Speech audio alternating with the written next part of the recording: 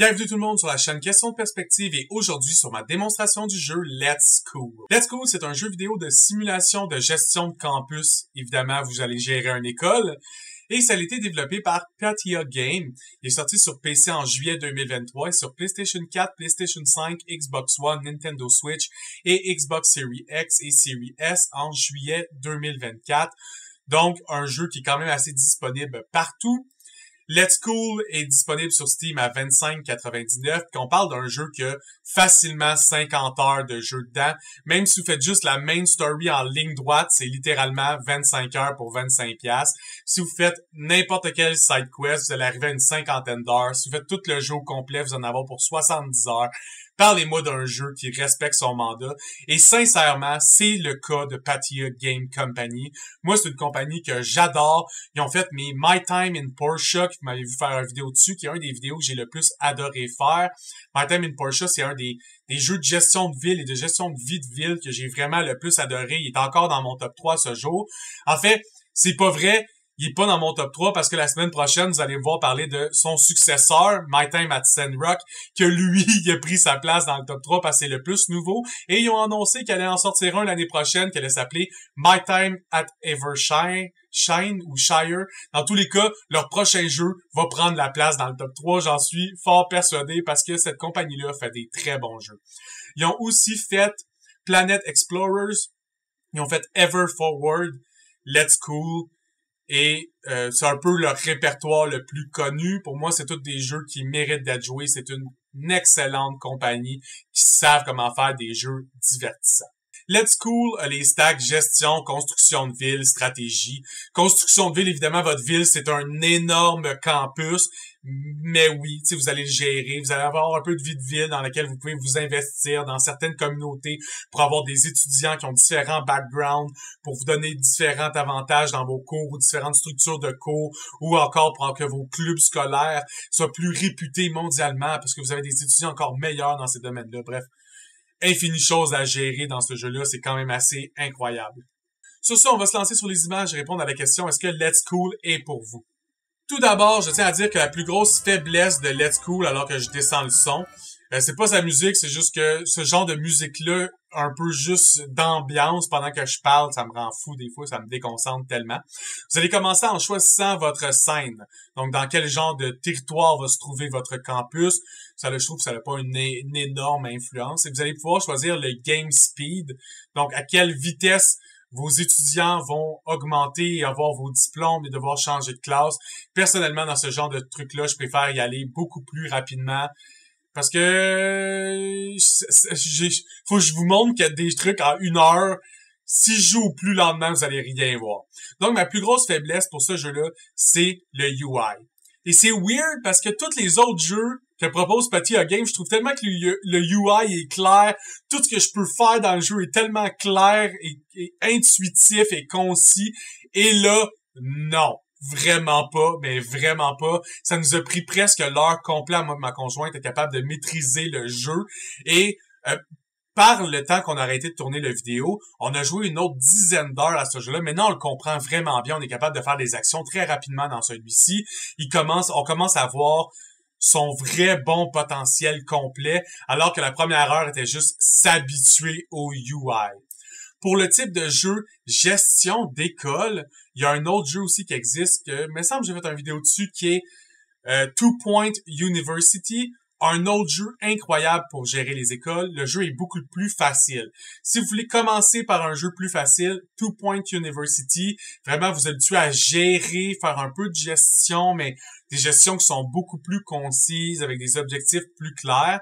Et par la suite, upgrader à Let's Cool. Let's Cool, par contre, vous pouvez customiser vos étudiants, qu'est-ce qu'ils ont l'air, vos étudiants. Vous pouvez customiser qu'est-ce qu'a l'air votre directeur. Vous pouvez vraiment engager des professeurs, les trainer dans des choses spéciales, pour donner des classes spéciales, pour avoir des clubs d'école spéciales.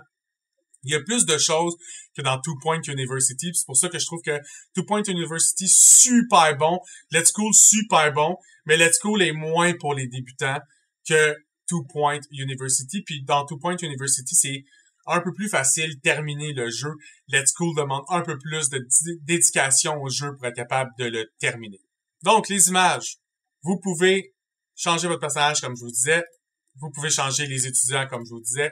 Et par la suite, vous commencez avec un petit bâtiment de base déjà fait, puis un petit bureau pour la directrice déjà fait. Rapidement, vous allez pouvoir créer vraiment plus. Vous pouvez faire des étages à vos bâtiments pratiquement à l'infini. Je sais pas si c'est la vraie infinie, mais on est rendu avec des bâtiments qui ont 4-5 étages, puis on n'a encore aucun problème avec nos bâtiments.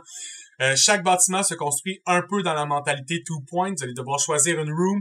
La room doit avoir un nombre de carrés dans votre map qui est prédéterminé par la salle que vous essayez de créer. Vous pouvez y aller beaucoup plus gros, comme ça on voit de 20 à 100 squares, ça fonctionne pour faire cette salle-là. Ici, on est allé pour une 48. C'est fonctionnel, il n'y a pas de problème. Par la suite, vous allez voir tout ce que vous devez mettre dans la salle pour qu'elle soit fonctionnelle. Et c'est juste une des parties, parce que l'autre partie, c'est de faire les schedules, parce que même si vous avez une classe, ceux-ci vont devoir aller à des classes, à des cours précis dans cette classe-là. Chaque classe doit avoir un homeroom teacher. Ce teacher-là va gérer avec sa classe de management, une stat qui est très importante dans le jeu. Et donc, plus que sa stat est haute, plus vous allez pouvoir avoir d'étudiants dans votre classe. Plus vous avez d'étudiants dans votre classe, plus vous faites d'argent. Évidemment, plus vous êtes capable d'augmenter la réputation de votre classe une fois que tous ces beaux étudiants-là vont passer leur examen final. Je vais pas toutes les passer, ça va être interminable. Le plus important, c'est que vous avez les class members, le nombre d'étudiants qui peut être géré par votre professeur, et si votre professeur peut gérer jusqu'à 22 étudiants. Certains étudiants ont des tempéraments problématiques et donc comptent plus qu'un étudiant, mais concrètement, on pourrait se rendre jusqu'à 22 de gestion d'étudiants.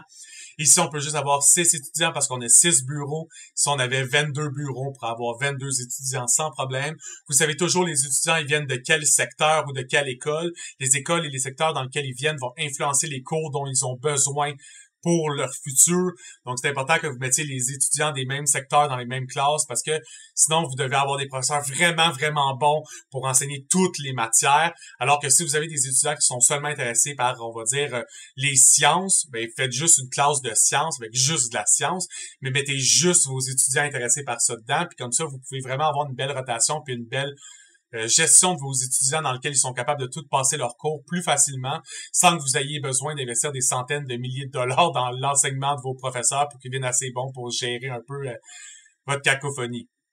Chaque problème sera apparu par des notifications en haut. C'est très facile, cliquez dessus pour y avoir accès. Ça, c'est mieux géré que le UI de tout ce que vous cliquez dessus. Ça, c'est un peu plus complexe.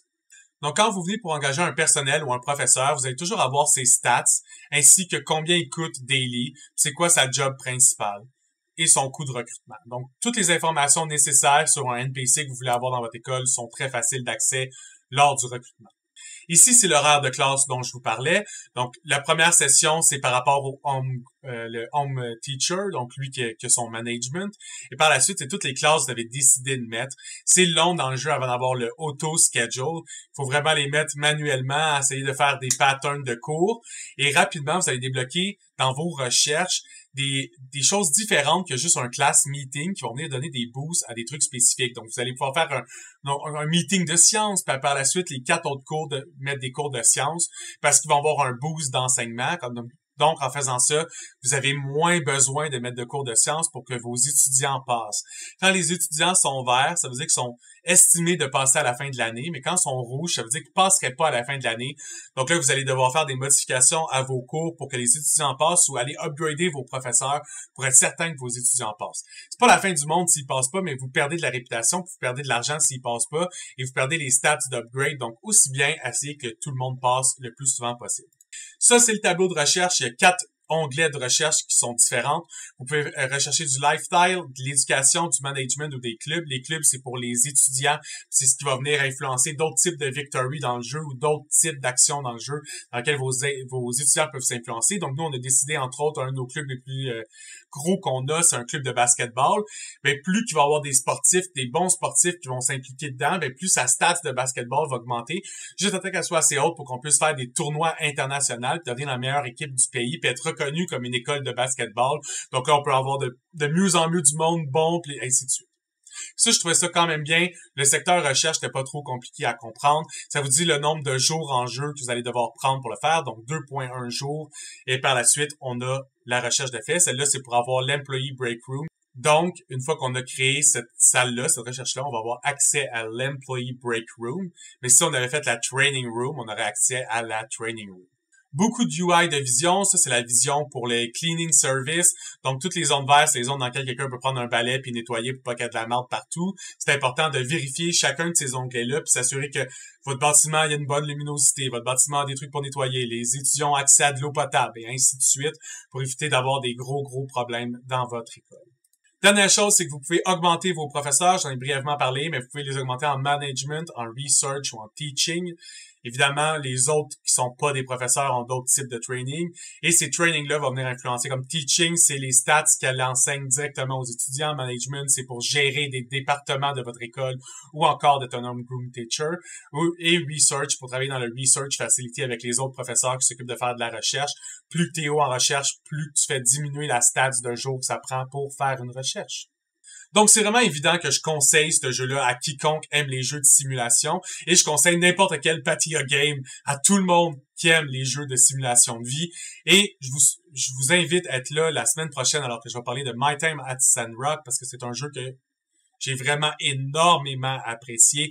Un autre Patia game que je vais vous recommander. Un petit spoiler, je vous le recommande déjà. My Time at Sandrock, mais on va quand même en parler un peu, vous montrer des images et répondre à la question « Est-ce qu'il est pour vous? » comme on a répondu à cette question-ci pour ce jeu-ci.